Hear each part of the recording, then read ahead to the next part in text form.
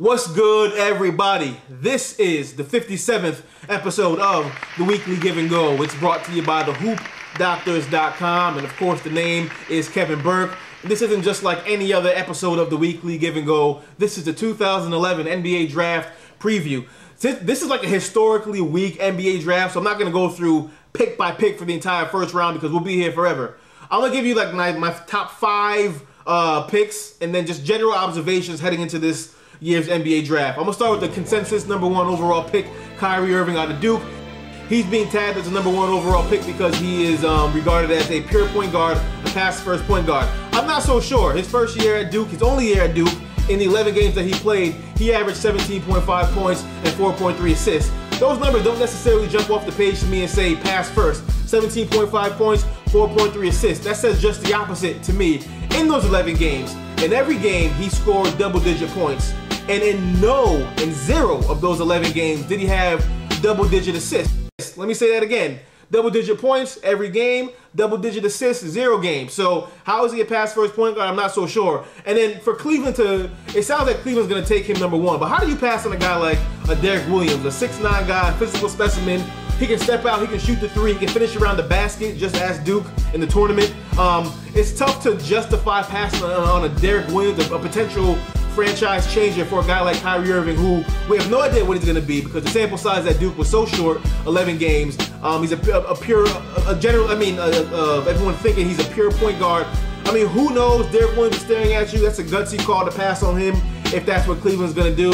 They're going to do it probably because they're saying that J.J. Hickson plays the same position as Derek Williams. So, I mean, if I'm Cleveland, I take Derek Williams, but I'm not. So it is what it is. Number 2, Minnesota. So they're going to they're going to take Derek Williams just because Cleveland passed up on him. So, I mean, David Kahn, if David Kahn was so mad that he didn't win the NBA draft lottery, it didn't matter anyway because he got Ricky Rubio coming over, boy wonder, pretty Ricky, and he had Johnny Flynn, so it didn't matter. So if Minnesota got the number 1 pick, remember he was crying about saying that the draft lottery was fixed. If he got the number 1 pick, he's probably going to take Derek Williams anyway, so he's all set. He's getting what he wants anyway. Utah, looks like Brandon Knight is going to go there.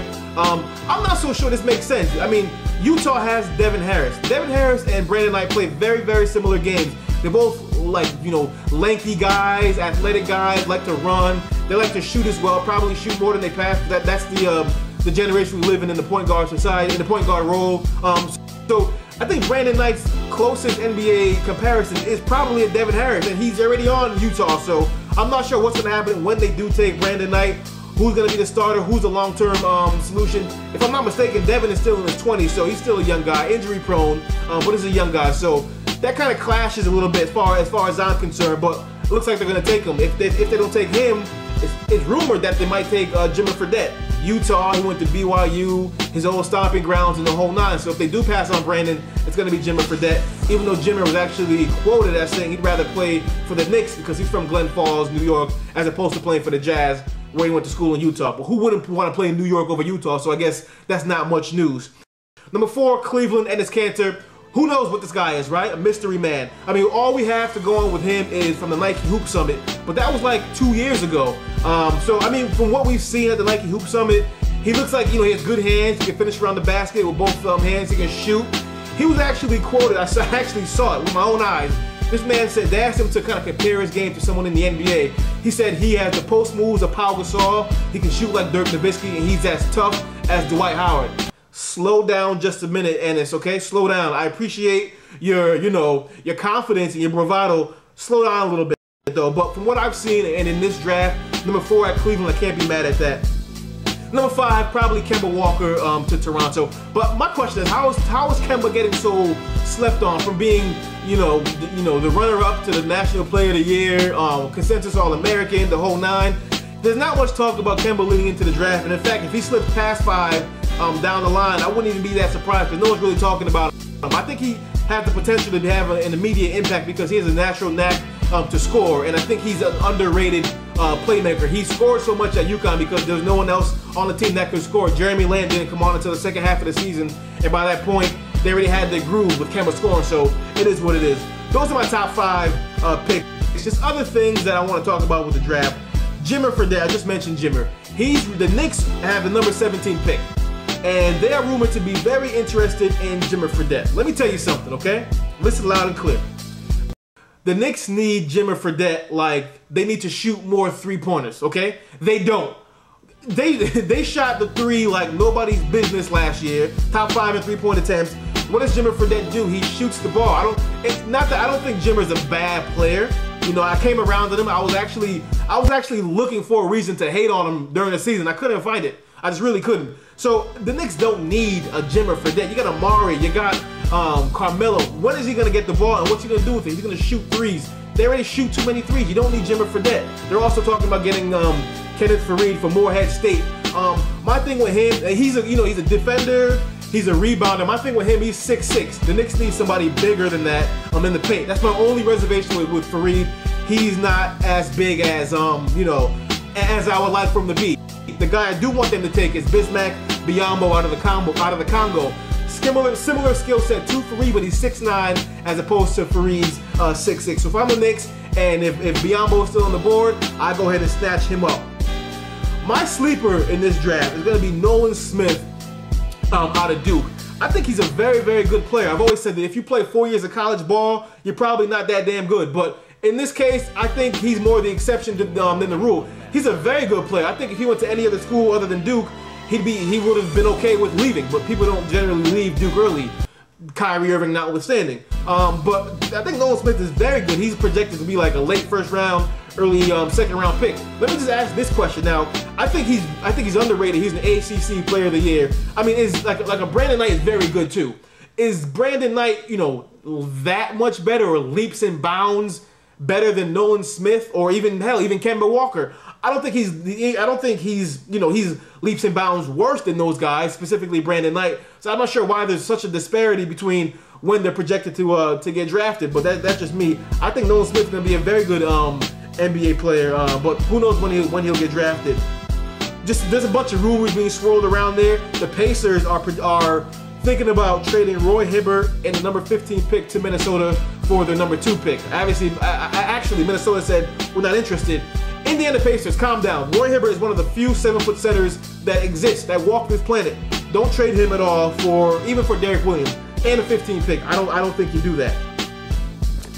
My rookie of the year, I'm gonna jump in the gun. I don't even know where these guys are gonna get drafted. My rookie of the year, I think it's gonna be kind of a toss-up between Williams and Kemba Walker. I think they can both step in and play and contribute and have a big impact on their teams. Like right now, like say Williams goes to Minnesota, he can contribute right now. If Kemba goes to Toronto, he can contribute right now. I'll say Williams be the rookie of the year with Kemba kind of being in the mix as well.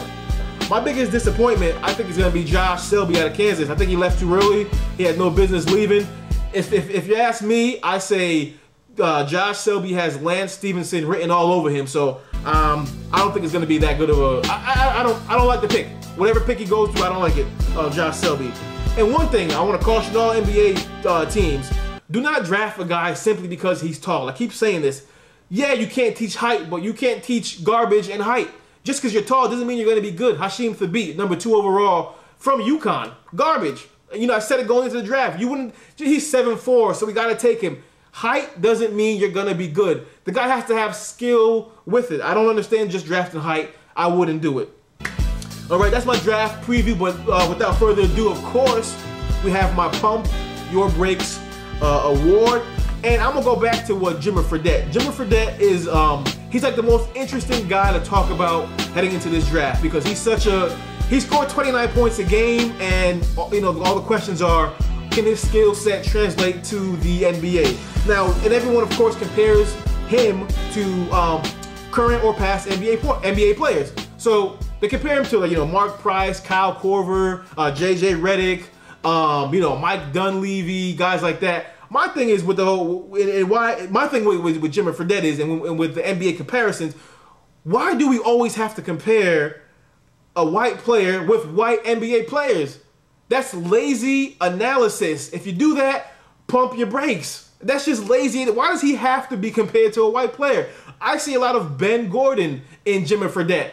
Detroit Ben, not necessarily Chicago Ben, because Chicago Ben was dropping 20 a game in the NBA. I don't think Jimmer will do that, but if we just jump to the knee-jerk conclusion that we have to compare white players with another white player, Stop it. It's lazy analysis. You're better than that. Think a little bit.